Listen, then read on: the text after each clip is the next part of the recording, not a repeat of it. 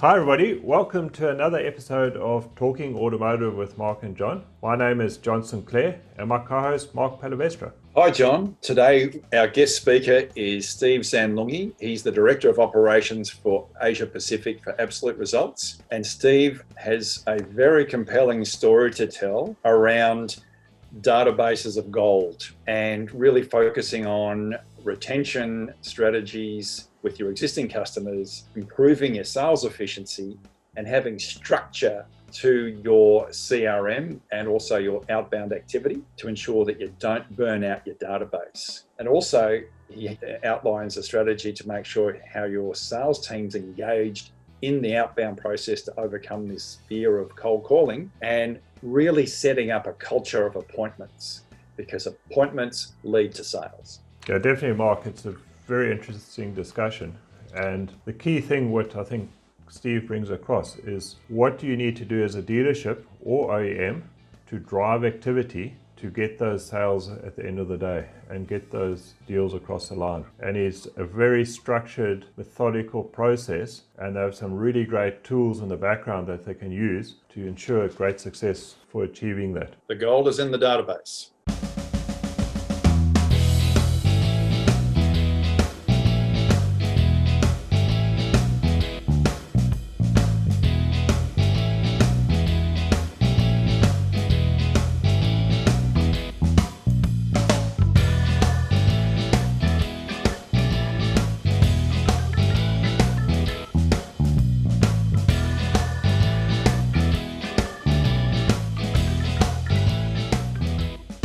Before we jump into our podcast, here's a quick word from our sponsors.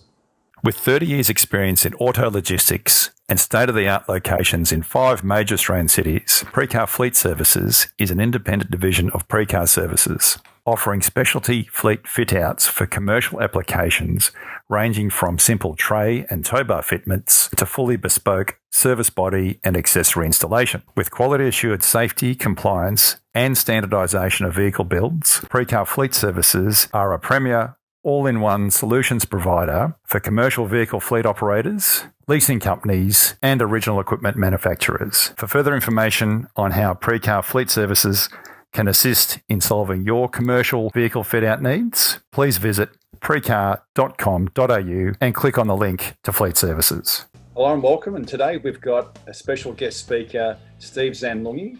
Steve's a 24-year career automotive veteran with an extensive career across 3 continents, the US, Europe and Australia, and has held senior positions in all 3 continents in the OEM space. And now Steve is the Director of Operations in Asia Pacific for Absolute Results. Welcome, Steve. Thank you, Mark, and thank you, John. Thanks for having me on. Appreciate it. Well, the mullet's making a comeback. I see that. It's funny, I watched, so there's a new documentary on Peter Brock's life, and I got the kids to sit down and watch it with us on Saturday night. And it's interesting, we're sitting there watching it, and then at one point where it talks about his story where he's building the Brock special vehicles, it flashes to this footage of these 2 mechanics walking around the workshop, and one of them's me. Oh, really? And then another one where the hoist is coming down, I'm lowering a hoist, and there's a shot of me and Craig Fletcher, who was Brock's right-hand man. And we just pissed ourselves up because I'm a mullet down to about here. Yeah. And you can see this perfect dark hair at the back. And the kids are thinking, what? Who was that? Was that you, Dad? I like your Demons jumper in the background there. Yeah, that was given to me by my cousin for my 40th birthday. It's actually signed, and he brought it to the UK when I turned 40 when I was out of England. So he made a special surprise visit, and that was his gift to me. So what wasn't their best year, as of not many of them have been in the last 40, but that's one that actually makes the wall. Ah, it's great. Okay, Mark, do you want to kick off? Well, normally you do the intro. So now, Steve, this is like a uni exam for me here, because what John does, he gets me to take all the notes, and at the end of our discussion, with all those questions that we've got for you here, I've got to summarize. Yeah. And he throws to me literally after you finish speaking to say, all right, Mark, now summarize all of that. So, right. And then you've got to rate whether I did a good job of it or not. All right, I can do that. I should have sent you my notes in advance then. That would have been good. So you can rate him out of 100, Steve. It's the same as your chart there, So Oh, that chart's amazing. very good, eh? Wow. Fantastic. What are the dealer? What's the dealer reaction when you show them that sort of stuff, Steve? Yeah, they're pretty blown away. I mean, the key is making sure that we were able to get them get it in front of them. And we've taken a few OEMs through it as well. We're working with a mainstream German brand right now, and we showed it to them, and they were absolutely floored. Like I never had this before, but the guy reached back out to me on LinkedIn saying, like a day later, saying I was absolutely blown away with the amount of data that you guys can get, and he goes, we will be doing something with you guys as soon as Victoria opens, because it was a Southern regional manager. That's incredible. When you look at that information and you can flip that as a dealer straight away to dollars, it's like $1,500 for a new car, say $2,000 for a used car. Each one of those dots equals $3,500. Well, exactly.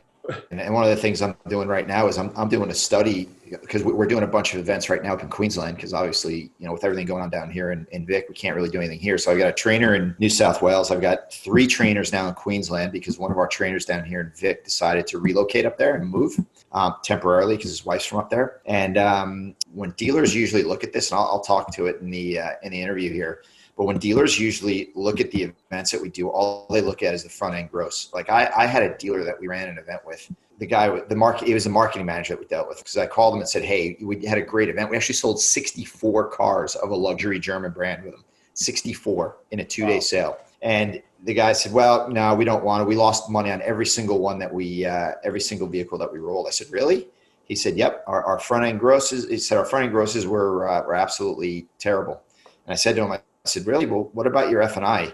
What about the trade-ins that you took? What about your dealer volume money that you guys earned because you hit your targets just based on this 2-day sale? What about your aftercare that you took in? I think that's the thing. Sales are going into that new level now, Steve. It's just the devil's in the detail, and it's about getting across the number and understanding the numbers. I think gone are the days you could just put an ad in a newspaper and hope for the best. I think it's now getting down to real granular format, and I think this is really good. It's fascinating to me. Yeah, and that's what we do. We take away that strategy of hope, because everything that we do is measurable, and you'll see here, because the stats that we have, it's science. I can tell you exactly how an event's going to go after the second day of the phone appointments, without even setting up the table and registering customers on sale day. Yeah, it's amazing. Really interesting. So to start off, maybe you can give us just a bit of background about Absolute Results, who you are, and some background to the company. Yeah, so Absolute Results, we're one of the world's largest automotive retention and leadership training organizations. And it was actually started 24 years ago, actually in 1996 in Canada, by our owner, Jeff Williams. So next year will be our 25th year in business here, and we're pretty excited. So Jeff started the company. He started off actually by working for a training company that taught a lot of the road to the sale stuff back in the mid 90s. And, he really took a different view of the business and how he can really affect change within the automotive industry. He basically had a wow moment when he was working with a large dealer in Arizona. And basically, he was at lunch with this dealer. He told Jeff everyone would call around going into the weekends and on the weekends, on Saturdays and Sundays, to see how they were doing and how the weekend was shaping up. And he said to Jeff, all these dealers call around to try and figure out how the weekend was going. He said, but me, I can tell you exactly how my weekend's going to go by the amount of appointments we have going into the weekend. We have a certain amount of appointments. It's going to be a good weekend. If we don't, it's going to be a bad weekend. And from there, it was a wow moment for him. And that's how Absolute Results got started. So he took his skills and materials about how to maximize telephone opportunities and to set appointments and give reasons for customers to come into the showroom. After that, Absolute Results was born, and from there, word of mouth just spread. I came across him when I was working in the manufacturing world.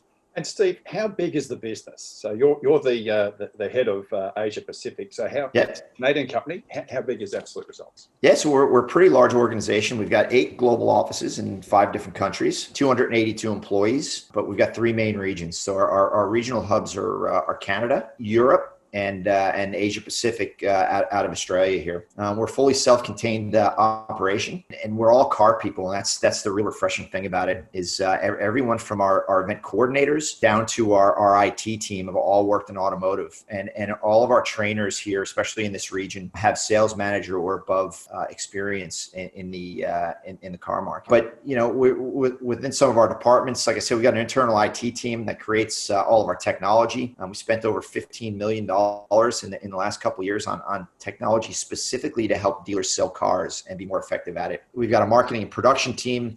We've got a data scientist and a team of statisticians. And then we've got our trainers, which actually make the magic happen. And they're the ones that work with our OEMs and our dealer clients where the rubber meets the road on the actual sale days and actually as we go in and train them. We also partially own a full service print house where they print all of our mailers. And I'll give you a fun fact.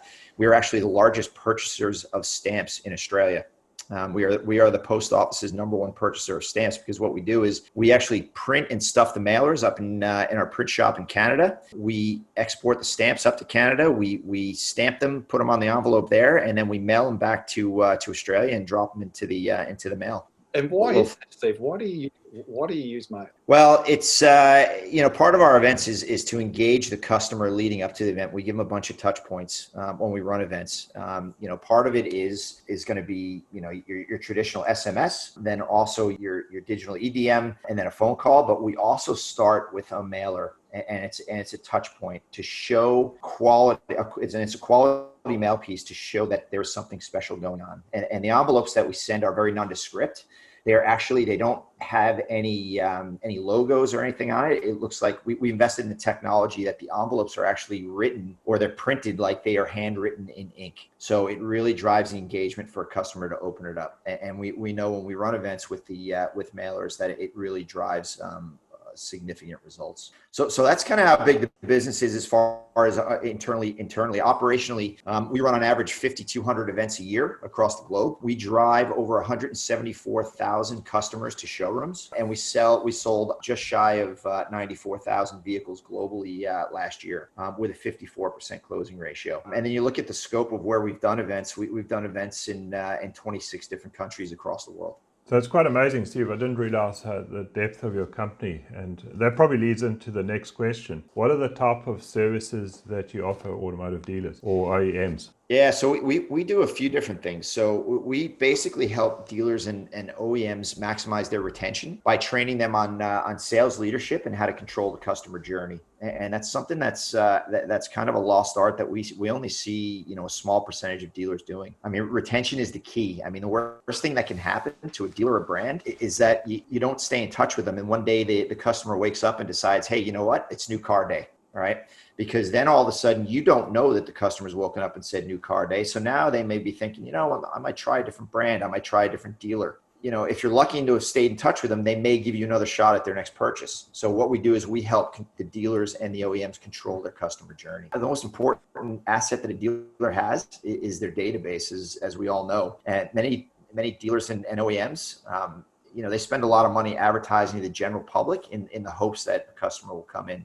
And that's a very expensive form of communication, whereas a least expensive form of communication and the easiest way to convert is your existing database. And when I talk about that, I'm not talking about sending an email or a text blast to your entire database, once a week, once a month, twice a month in hopes that a customer comes in. This is more about direct personal contact from the dealership or the OEM. And Steve, who are the target customers or industries? Is it just automotive? Is it just OEM, or is it used car dealers? Who are you targeting? Yeah, we're pretty broad in what we do. I mean, automotive is definitely our specialty, but we also do motorhomes, we do motorcycles, we do tractors and combines in Europe, and actually when we do a tractor and combine event in Europe, we actually end up selling a year's worth of tractors in a 1 month campaign that we do. Wow. Now it takes 2 weeks of preparation to do it because you got to go out, you got to appraise the tractors and the combines. But when we do it, we sell on average a year's worth, and we're talking big pieces of heavy equipment that are between 100 and 300,000 euros worth of metal.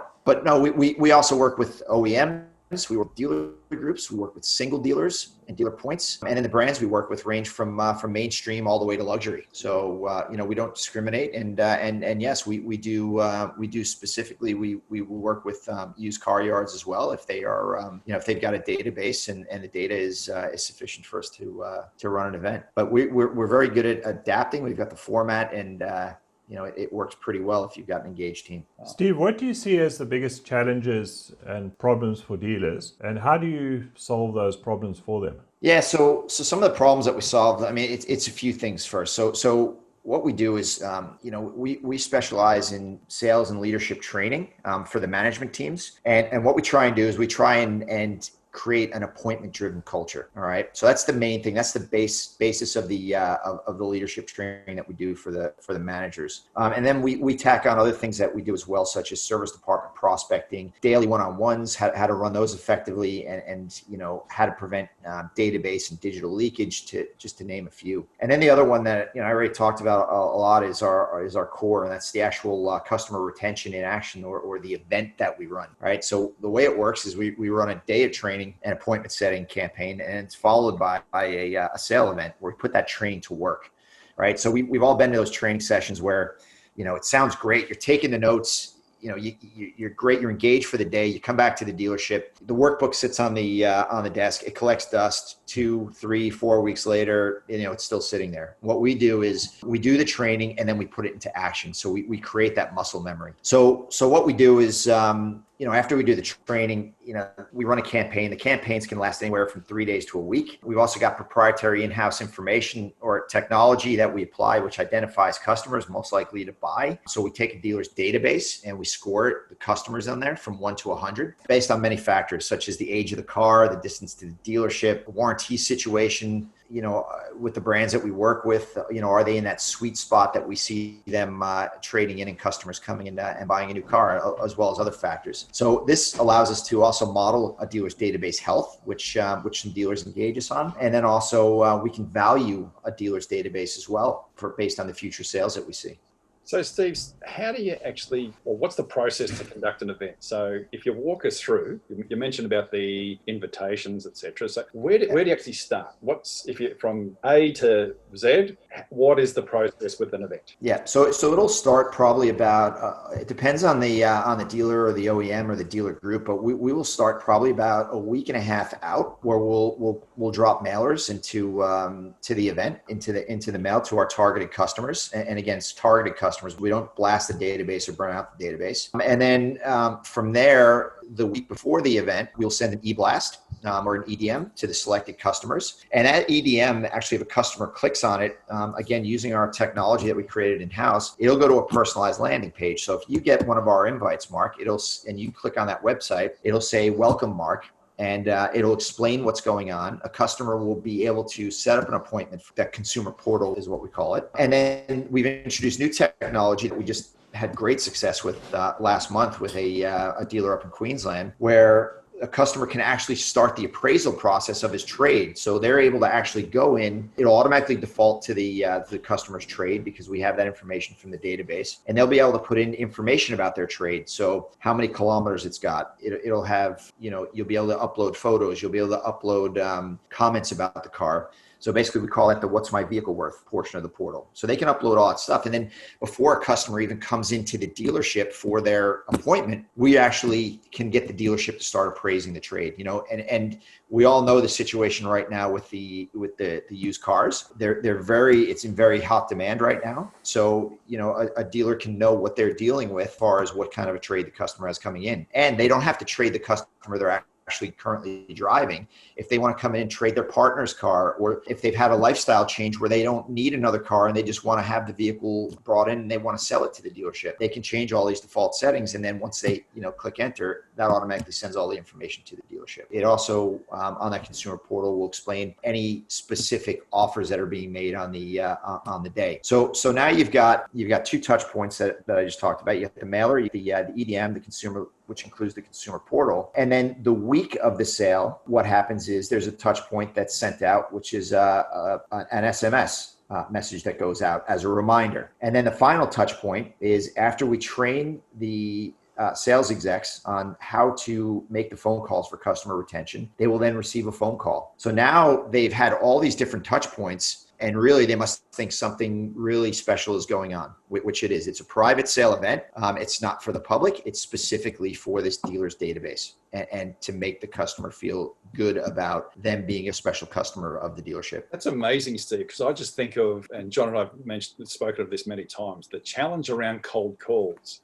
So by the time that call is made, that prospect is super warm and super engaged. Right. So there really should be no reason to be scared of these calls. Yeah. And we know when a customer is engaged in it as well. So we have all that data that feeds back, especially if they've clicked through or they responded to one of our SMSs. And when we go in and we do the event, we consider those warm leads, and we train the sales execs, again, a separate piece of retention on how to handle those customers that have engaged with us before we even start making the calls.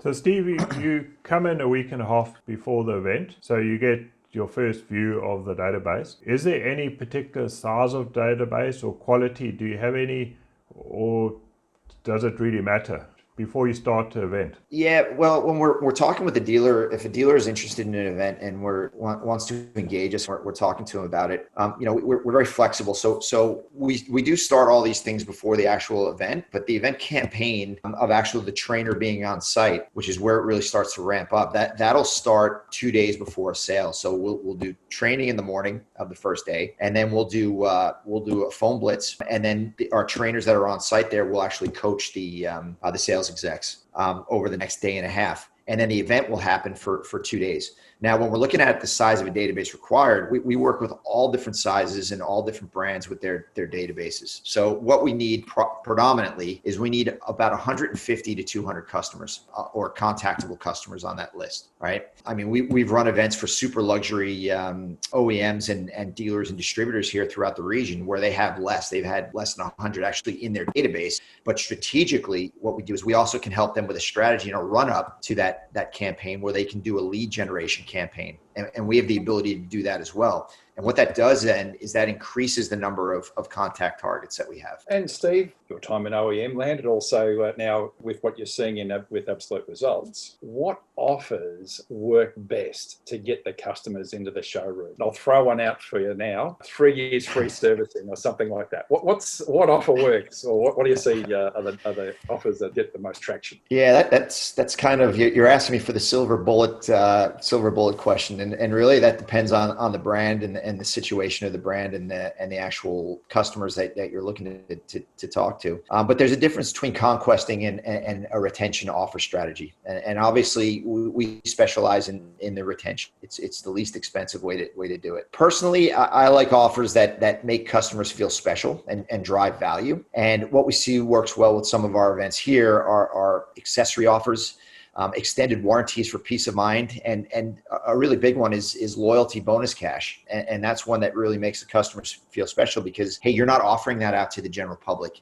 It's because I'm a loyal customer. You're rewarding me. So that one works really well in the current environment that we're in also. But in this environment, what we're also seeing that's working well is anything that'll lower payments also. So financing, I'll use as an example. As you know, the cost of borrowing money now is a lot less than what it was 3 to 5 years ago, and those are some of the targets that we go after as well. Unfortunately, here in Australia, we can't collect the finance data in the database. In other markets where we can do that, such as North America, I mean, we know exactly where the customer's payments are, and when we're having the discussions with the customer, we can tell them based on the manufacturer incentives exactly how much we can lower their payments by. Steve, you mentioned that at the moment used cars are pretty hot and a very important part of the deal. And you also mentioned the profitability of the whole deal, taking into account not only the front end gross on the new vehicle, but taking into account the money they make on the used car and other parts of the business. How important is used cars, and does it always play a big factor in some of your programs?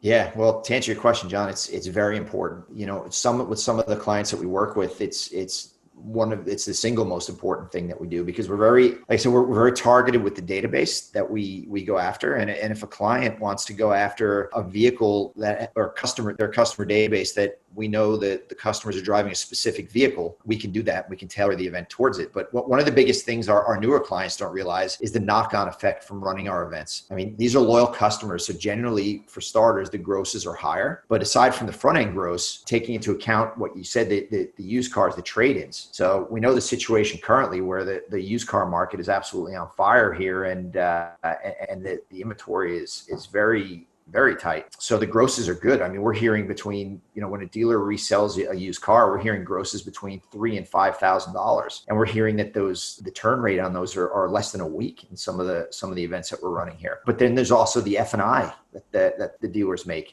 There's the profit on the aftercare gross that they make. And then if a manufacturer out there has volume bonuses, there's a volume bonus program running, you throw all that in. Now, all of a sudden, these events are very lucrative for them. I'll give you an example of a mainstream Japanese dealer that we ran, a Japanese brand that we ran in New South Wales.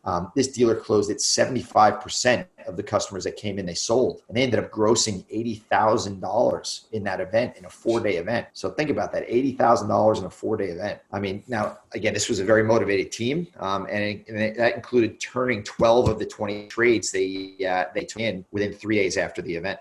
It's used cars. We're big fans of used cars on the show, aren't we, John? Yeah, definitely. It's a big part of the business. And it makes so much sense, Steve. And just with the info you're sharing, and it's amazing, John. A lot of the stuff that we covered with Ben Sullivan from Potentiates Data is just really echoing through here. And if anyone hasn't seen that episode, they really need to watch that, because that sets the scene for why you should actually talk to Steve about how do you actually get some money, turn the data into dollars. And that's a very good reason to do so with that used car business side of things. Yeah, it really is an investment. And the dealers that see the full picture, I mean, these are our regular clients. I mean, these are the guys that are running events with us 3 and 4 times a year. Oh, and you can see why it makes sense for them. And now, Steve, we know dealers run their own events, and obviously there's absolute result events. Where do you see the big difference between the two? Why should a dealer not just do their own event, and why should they use absolute results? What's the difference? Yeah, well, I wouldn't say a dealer shouldn't run his own event. What I'd say is that they're very different.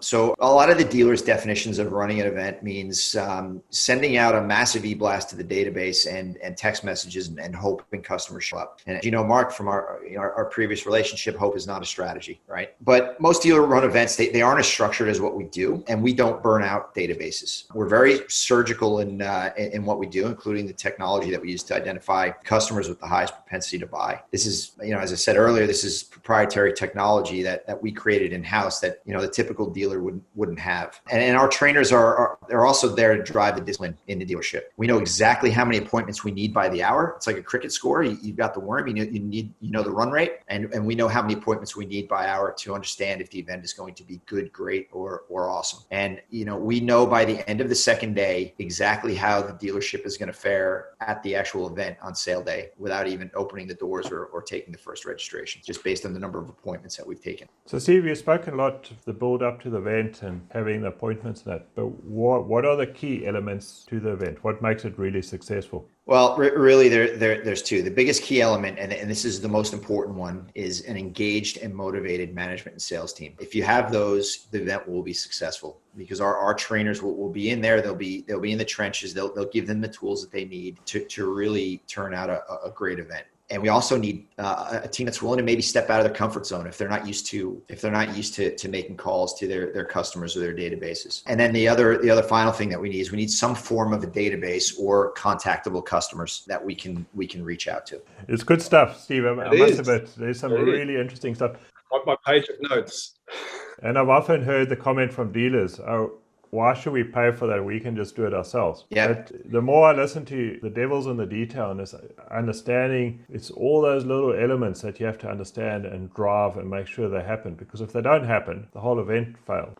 And it's as you're saying, it's driving the salesman, it's getting them on the phone, making sure they do that activity, making sure that the way the your EDM sent out and how that's worded. And there's so much little detail. And if you don't do that right, nothing, the whole event fails. And that's why bringing your experience to the table makes a big difference. So it's fine for a dealer to say, okay, I can do it. I'll get my 22-year-old marketing manager to do it for me. And nothing against him, but they don't have the world experience that you've had of 15 or 20 years of doing it. And it's all that detail. We have had many dealers say they've tried to replicate it and they should be able to do it, but they said they can't because of what we bring to the table. They end up coming back to us. In fact, when I was in OEM land, when I was in the UK, I had a dealer that actually said, look, I'm going to do my own event. And this was, we had all the dealers on board and we had one outlier said, no, I'm not going to pay for it. I'm going to do my own event. And I made a little side bet with him. And I said, you run your event. Then I want you to run it was actually Absolute Results because I was using them back then when I was in OEM land, in manufacturer land. And I said, you used Absolute Results and let's compare the events. I said, if you outperform the Absolute Results event, I will pay 100% of the event. And guess what? We sold 3 times the amount of cars, or that dealer sold 3 times the amount of cars running the Absolute Results event. And this is after the dealer's database got burnt out, because what they did was they did their event first and they sent the traditional blast at everybody with the e-blast, with all the text, with everything else. They sold a certain amount of cars and then we came in surgically, or Absolute Results came in surgically, and they sold 3 times the amount of cars. And the dealer came to me and said, you know what? You were right. Now, Steve, I'm keen to get an understanding. You're a numbers guy. I'm a numbers guy. We love ratios and results, hence it's in the name of the business. So what results can dealers expect from an event as far as sales numbers and conversion ratios? Yeah.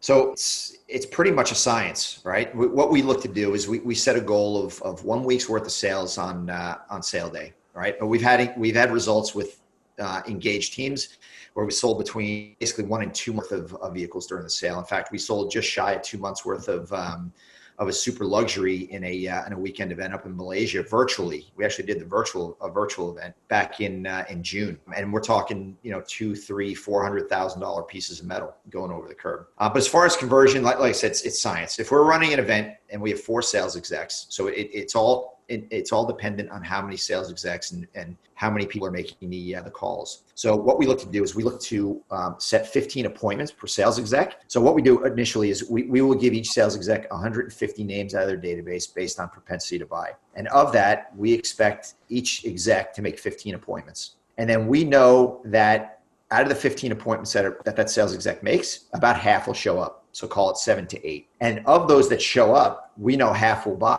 So call it 3 to 4. So in that example, if a dealer ran a sale, they should produce between 12 and 16 sales. 12 on the low side, 16 on the high side, and like I said, it depends on the engagement of the team. But we've seen dealerships with 4 sales execs. We've seen up to 25 to 30 sales. We ran an event here last month. We had 1 sales exec. He set 10 appointments, and he had all 10 show up and sold 9. I mean, so that's the extreme end of it, but that's where it will happen. But we know how well the sale will go by the end of the second day of the appointment blitz. We know it. I mean, the truth is in the numbers, and the numbers will set you free, and we know it. Like I said, we track appointments hourly. Steve, just following on from that conversation, what's fascinating for me, do you think your sale event will just pull sales forward that would have happened anyway? And the second part of that is, do you think your sales event could create a whole lot of sales for the next 2-3 months that maybe wouldn't have happened, but because you had the sale event and all the activity, people then came into the dealership as a result of that? Have you got any view on that? Yeah, absolutely. We do not pull sales ahead. I mean, we've got studies that say only 8% of a database is shopping at a given time. So what we do is we try, and like I said earlier, we try and control that customer journey. So if only 8% of the customers are shopping at any given time, and you sold 10 cars in an event, only one of those customers you would have had an opportunity to sell. And then again, it depends on the dealership's retention rate also. So no, we do not pull ahead sales. Absolutely not. And to answer your question about, is there residual? The answer is yes. There is a lot of residual that happens as well, because you could be on the phone to a customer, or a sales exec can be on the phone to a customer. They could say, look, I was thinking about a new car, but now's not the right time. Contact me in 2 or 3 months or 6 months, or family situation's changing here. We've got a baby on the way. We're going to need a larger vehicle. Please call us, when that happens. But you don't know this until you contact your customer base, right? No customer. I haven't heard of any customers that are, if the family gets pregnant, they pick up the phone and they say, "Hey, Mr. Dealer, just want to let you know I'm going to be having a baby and I want to buy a car in the next 9 months."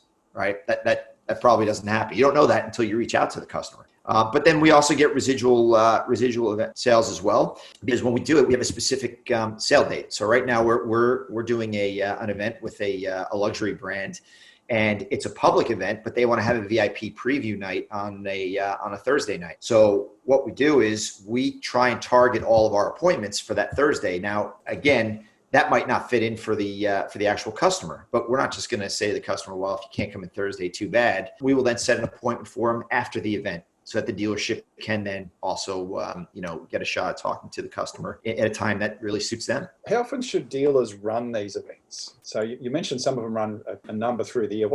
Is there a magic number, or is it something that it's a fit for purpose for each dealer, has a different structure? Yeah, well, that's a great question, and really it depends on the size of the database and number of sales execs that you have. Those are the key factors. Like I said, we don't burn out a database. We only touch 150 customers per existing sales exec that's participating. So using that example, if we have a dealer with 4 sales execs, we're only touching 600 customers per event, right? Now, if a dealer has a database of 8,000 customers, call it, we could technically run 13 events without touching the same customer twice. Now, imagine that if we shoot for a week's worth of sales in an event, imagine having 13 additional weeks in a year, what that would mean to a dealership or even an OEM, right? It's massive. And Steve, a question for me, for a new car launch, are your sales events as effective or more effective, or should a dealer just do his own thing for a new car launch, or could they bring in your services for that type of event? No, absolutely. For a new car launch, that's where we're probably the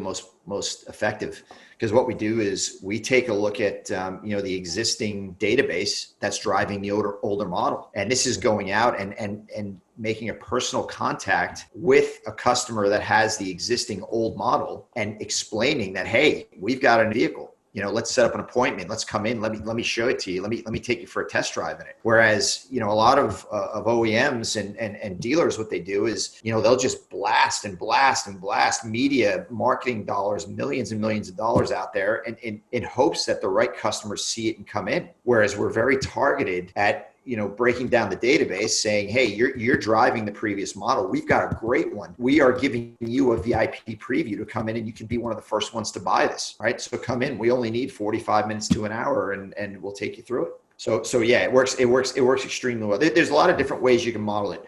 New car launches are definitely effective. Loyalty campaigns are definitely very effective as well, because it's all about a private sale. This isn't a public sale. It's a private sale for your existing database or customers or VIP customers that have reached out and raised their hand that they're interested in something. It also helps with demos. If you have a lot of demos out there, we can tailor demo events. Like I said, we can run used car events. I mean, it really depends on what the dealer is looking for. But yes, it works really well, especially when you get the OEM and the dealer in tandem, where the OEM's laying the ground cover with all their marketing they do into the public, because maybe the customer may have heard this, and then all of a sudden they start getting an email from us, then they get a phone call, and then they come in, they actually test drive it, and they see that it's a special event that's happening. Now, John, it's a really good point you raised, Steve, because we interviewed David Kane from Kane Automotive in the US. And remember, John, he was talking about, and Steve and you and I have often spoke of this, there's the 3 tiers. The brand talks about buy the car. Regional marketing says buy it now. Yep. And then local area marketing is buy it from me. And this is a really good tool to do the buy it from me. So it really makes sense and just confirms David's feedback on best practice in the US, best practice that you've often spoke of, Steve, with that third 3-tier structure, and understanding where it fits and having a process to have that local area marketing. And this should be part of every dealer, whether you're a used car dealer or OEM or a tractor dealer, etc., as part of your local area marketing, because this is really targeted. And it's interesting, John, it also flows into the conversation that we had with Ben Sullivan from Potentiate with the whole process around people buying cars. Very few people buy new cars. So if you think of the problem being solved, everyone has a used car that they're driving. And often they don't know they need to buy a new car yet, but it's when, as Steve was saying, when they get that mailer, they then get the EDM, they then get the text, and then the phone call, then they're really well and truly down that funnel of, well, yes, I really need to change my current car, and here's a new one or a low kilometre demonstrator that I can get into because my family life circumstances have changed. Yep. So it really makes a lot of sense. And just Ken, for your thoughts, John, on that, given what we've had with the other podcasts that really flow into this one, which makes a lot of sense for me, like why you need to do this activity. Yeah, definitely, Yeah. Mark. And I think what you do is bring that activity to the dealership, Steve. I think you make sure it all happens because sometimes dealers are so busy in the day-to-day activities, they don't always have time to actually focus and put that effort in to get that level of appointments. So the intention is to do it, but because it's the normal ongoing business, they don't get time because they're delivering cars, they're cleaning cars, they're doing a range of other things which need to get done. But your effort forces all that activity to occur. So to me, I think it's pretty good. And Steve, I'm keen to ask you a question around the human side because the events, when you look at the data, it's compelling, that 15 down to 7, down to 3 sales per consultant, a week sales in a day. What behaviors do you need to change in the dealership? Yeah. So that one, it's pretty simple. It's changing the mindset of throwing a lot of money into the market and hoping people will send leads or show up to the dealership and focusing on their current customers and the retention, their database.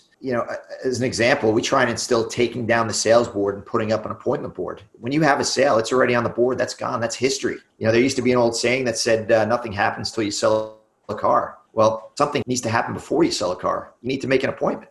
So now we say, internally here, nothing happens until you make an appointment. And we know that, out of 4 appointments made, 2 will show, 1 will buy. Now, I'm not saying take away from that general marketing activity. It's still needed. But imagine if every sales exec, I know how much you love math, Mark, and I'll take you through it. But if every sales exec made 2 appointments per day in a dealership of 4 sales execs, that's 40 appointments in a 5-day work week. Okay. That should drive 10 additional sales per week or 40 sales per month on top of the general marketing activity. And guess what? All that stuff's free because it exists in your database. The only cost is your cell phone to pick the phone up and call the customer. So we really push the retention aspect of it. For sure, there is a need for the awareness and all that other stuff. But when we run one of our events, it is absolutely measurable. It is measurable on the amount of money that you're going to spend up front at one of our events to exactly what the results are going to be. Where when you're advertising mainstream media, I don't want to say it's a campaign of hope because there's a need for it to drive new fresh blood into the dealership, but it is not as measurable as far as when you get to the pointy end, the bottom end of that funnel, which are the actual sales that it drove. When you run an event, we can tell you exactly who the customer was, when we called them, when they came in, when they bought, all because of the event that we ran and all because of the retention training that we drove. It takes all the mystery out of it. So Steve, what are the main barriers and resistance you face internally when you come in to do an event? The biggest one is getting the sales execs out of their comfort zone because not a lot of sales execs, and there are some out there, some really good ones out there that stay in touch with their customers pretty well, their customers and clients, but it's getting them out of their comfort zone and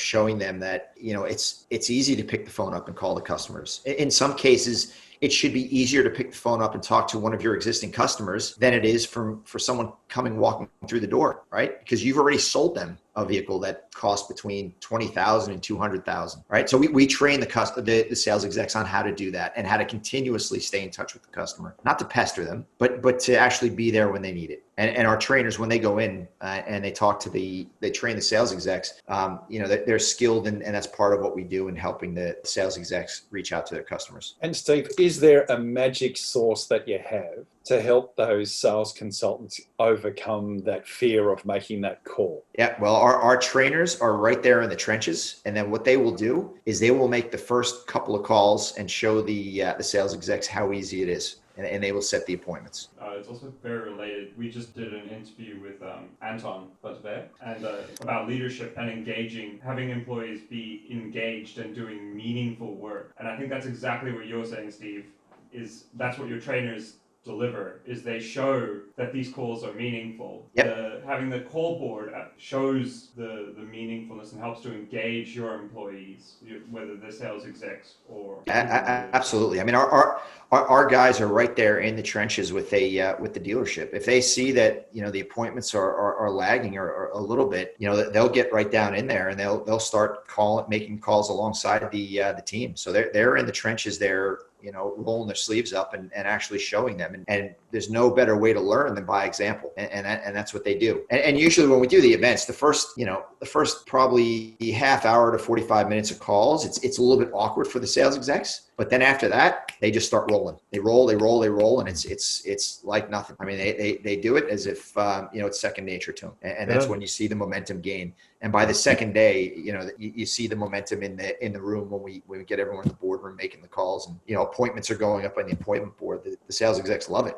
and our trainers are also skilled in there. We were saying also internally, make the unfun fun, and they have different ways that they do that, and they can actually, it's not, you know, all just sitting there and cracking the whip and get back on the phones. It's, you know, they have little mini competitions and they really make it an enjoyable atmosphere. Yeah, I think after the event, the sales consultants must be pretty engaged and pretty pumped up. So I think even once you've finished the event, you'll probably see they'll be following through in that process. So by the time you come to do a second event or third event, they will be going through that process continually. So usually what you find is during the first event, you know, there's a lot of apprehension. And so what our trainers do, you know, they try and remove the apprehension of the events, because, you know, when a sales exec is in that room, they'll find any excuse to try and leave the boardroom. You know, they'll try and do deliveries. They'll try and, they'll come up with excuses. Maybe they need to take their pet to the vet. But what we try and do is we try and make it fun for them. And then after the first time they run one of the events and all the apprehension's gone and they're used to it, they're comfortable. When we come back to do a second event at the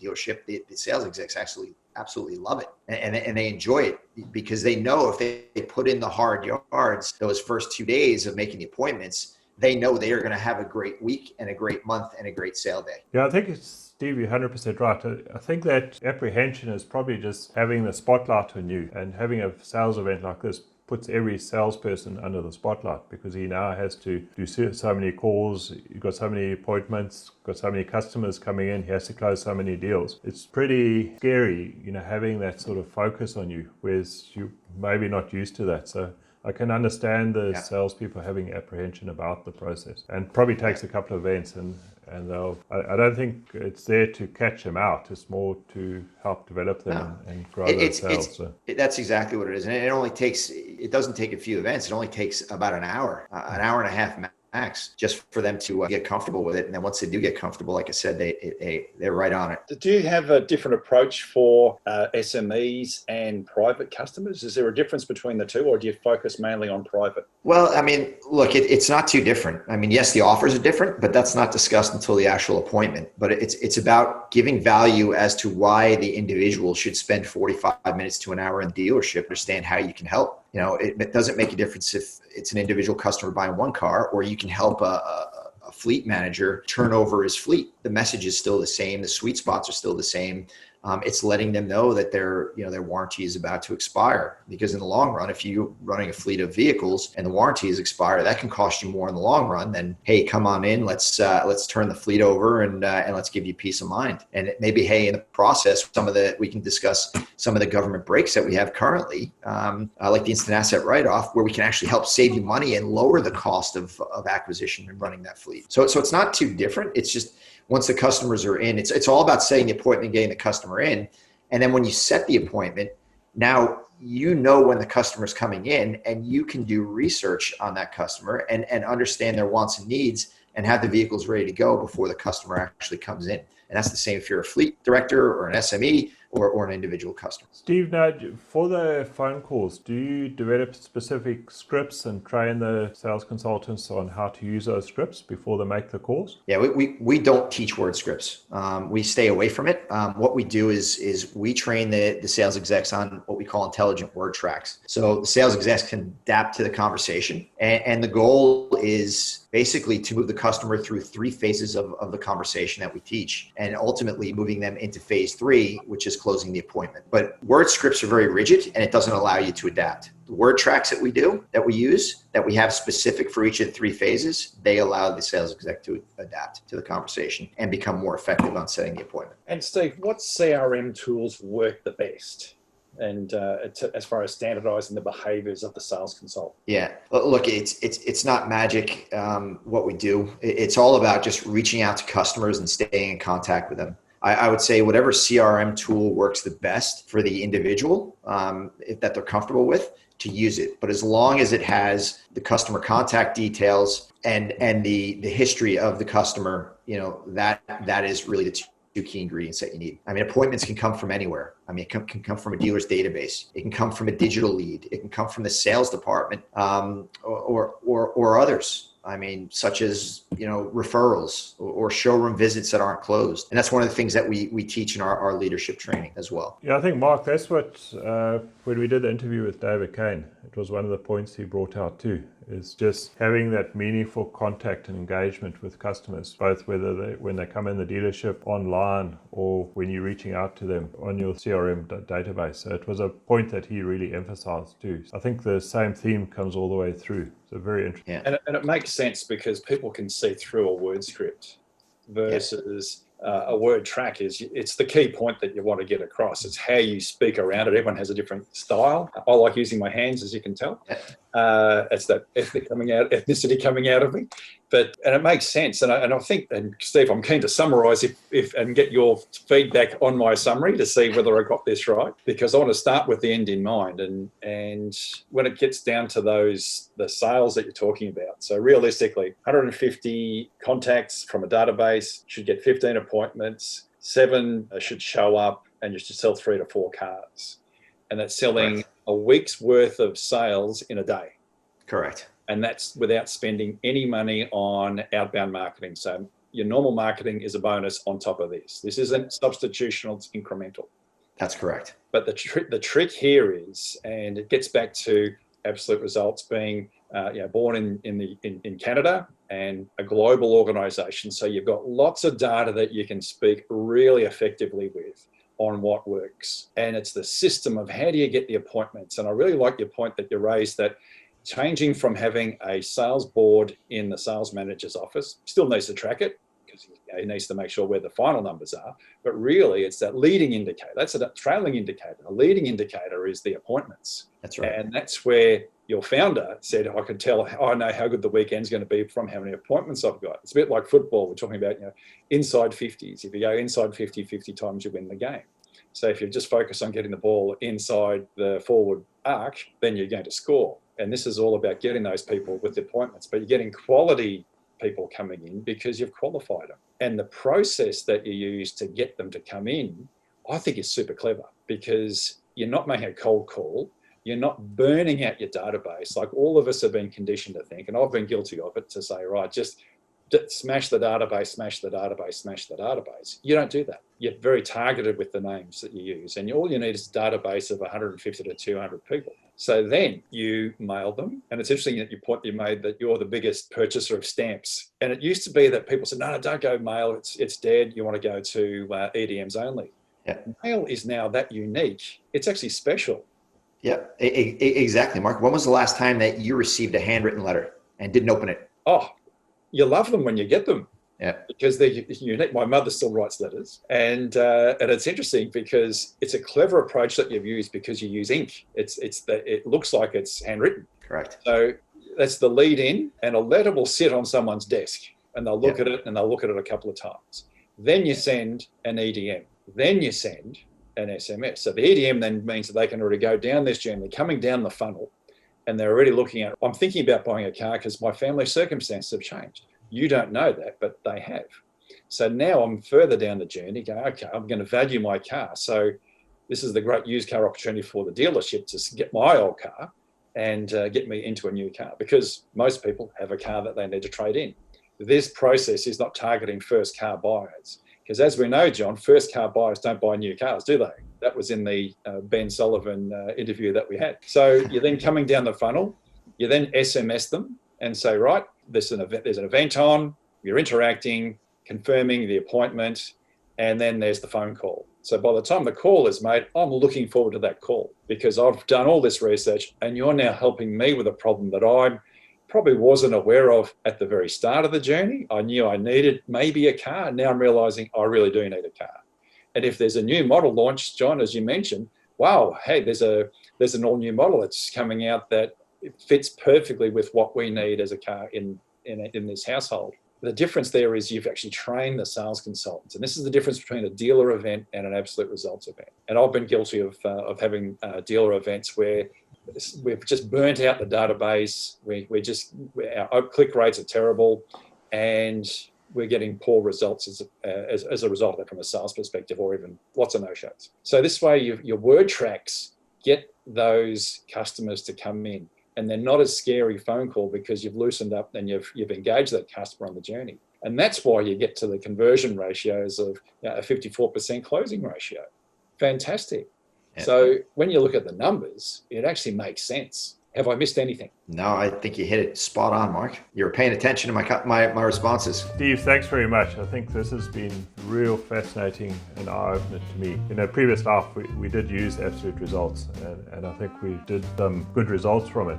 But I didn't understand all the detail and the depth of the knowledge and the approach you bring. So it's been really fascinating for me. So thanks very much for sharing that with us today. Yeah, and John, I'm right there with you because I was on the manufacturer side for all these years, and then moving over and understanding, exactly what happens and what goes into it. I mean, it just got amplified on actually how it works. I remember going into I used to go to these events in my previous roles and just kick off the meeting, and then I leave and then wait for the results to happen. But after I've sat through a few of these and seeing exactly what happens and the value that it brings, it's just phenomenal, absolutely phenomenal. There's a buzz. I can even just listen to you speak, Steve. The buzz that you get. I'm actually, I want to do a result. I want to do an event.